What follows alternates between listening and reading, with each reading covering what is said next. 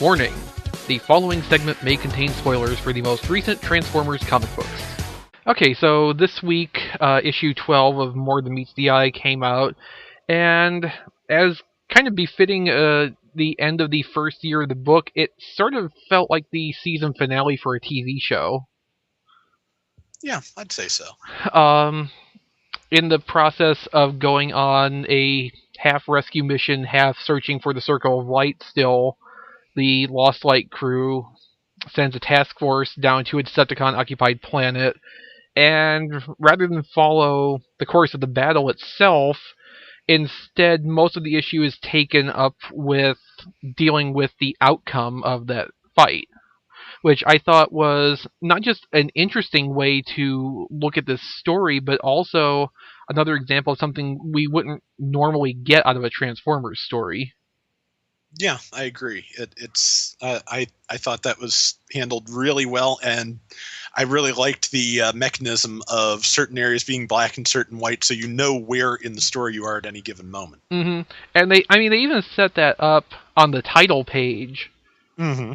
with color coding before and after that way. Plus, there was the countdown and count up timer with each new scene change, so that you could not only tell where in the narrative you were, but also at what point around the focus event you actually were in the story. And I like compared to how part two of the Orion Pax side story in Robots in Disguise was handled. I think that really helped to keep it really obvious and clear where you were, flashback, flash forward. It was just Yeah, it was structured a lot more solidly that way. I agree. I kind of think that the thing in the Orion Pax side story was intentional. They wanted it to be disjointed and off-putting, but hmm I definitely, for my own taste, prefer the more structured approach here. It's going to be very difficult to get lost as to what you're looking at when and where in this issue, and that is good for the kind of thing they are going for. hmm It's not really a new storytelling mechanic in any way, but it's new to Transformers, and it's done really well here. Yeah. Um, and, another one of the things that the book's really doing is like, okay, they establish in this issue Transformers are really damn hard to actually kill.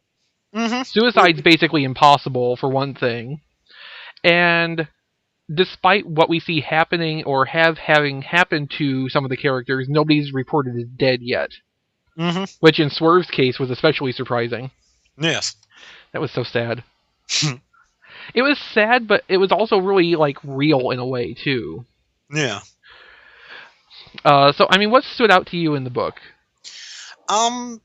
Well, one of the things that stood out to me is that it's kind of nice, I think, to just actually address the relationship of Rewind and Chrome Dome directly and give it some time, because to be honest, one of the things that bugged me about the fan reaction to the annual is that there's all this wonderful stuff going on in that is such an incredible story, and they decided to fixate on like half a page of dialogue between these two characters.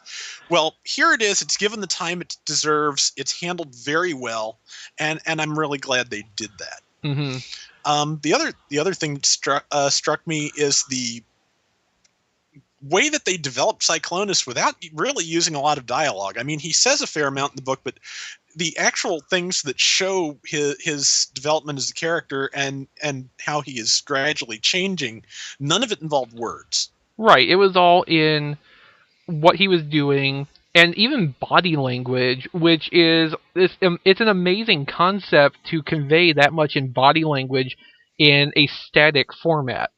Mm-hmm. I've seen it done in comics, but never in Transformers comics. Because I don't think a lot of artists really feel like body language is an aspect of how a robot would behave. Mm-hmm. Because they're robots, they're machines. You don't automatically think of them moving the same way that a human would, but when you're talking about alien life forms, it kind of makes sense unless you're Mike Costas. Yeah, I remember. I think it was Ender's response to his talking about how alien the Transformers were, and that he managed to miss the point entirely. And yeah, he did. He did. He really did.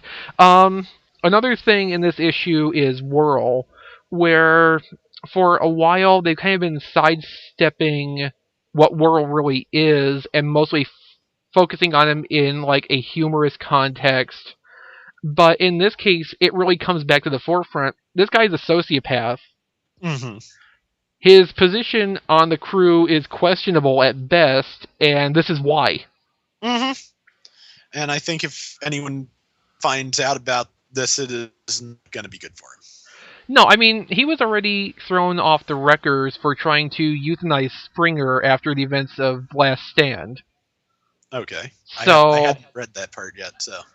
I don't remember exactly where that part was specified, but that's part of the backstory. And, this is another step along the same line. Whirl's doing what's best for Whirl, given the situation, and it's just going to get him eventually thrown off the Lost Light, too. I mean, it kind of has to. Thrown off or killed, one of those.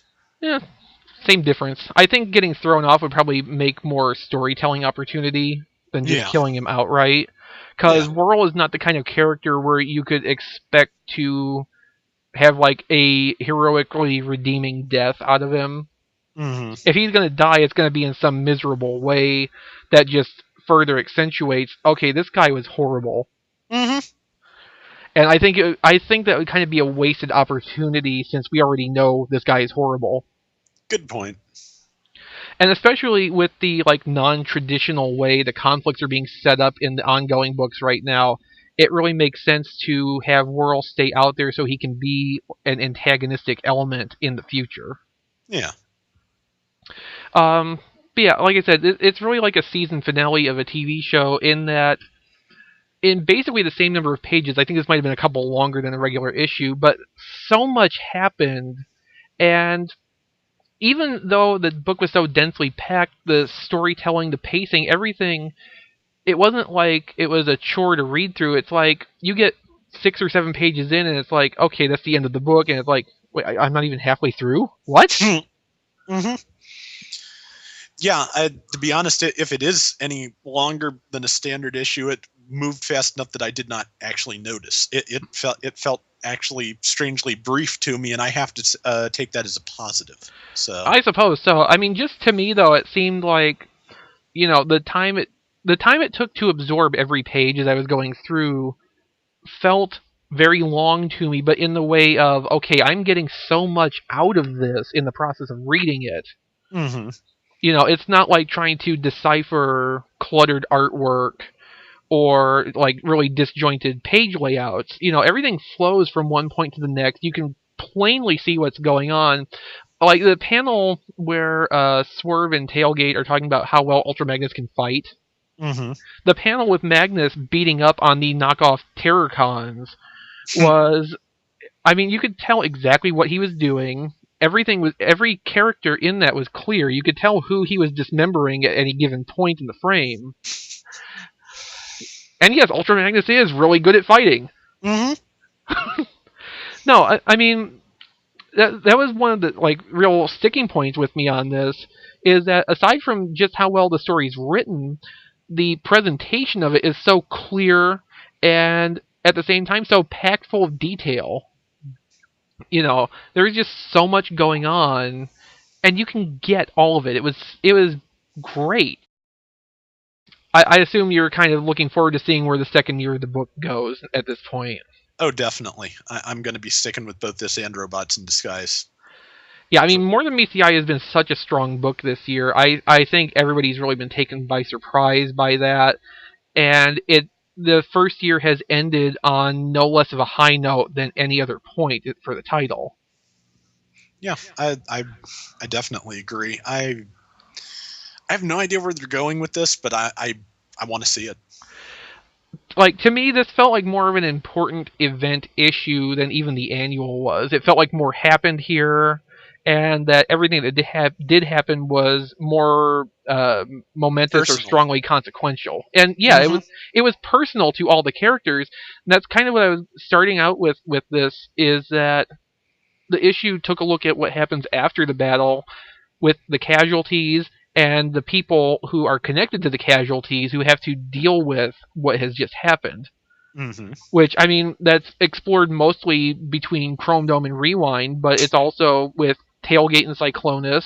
Mm-hmm. A little bit with Whirl because of how he's involved with it, and of course poor Swerve. Yes. It just was such a good book. I'm not really sure how to say other than that. It was just done so well. Oh, definitely. I don't have a lot of words for this either, as you've noticed. But yeah, it has been a long time since I liked a comic as much as More Than Meets the Eye. I keep Right, saying that, right. but it's just true. Yeah, I mean, years ago I was pretty big into, regular comic books, but even then it was mostly like the late 80s stuff that I would get as back issues. And Hmm. this feels like the experience I had with that, where there's a lot going on, but every issue is basically self contained at the same time.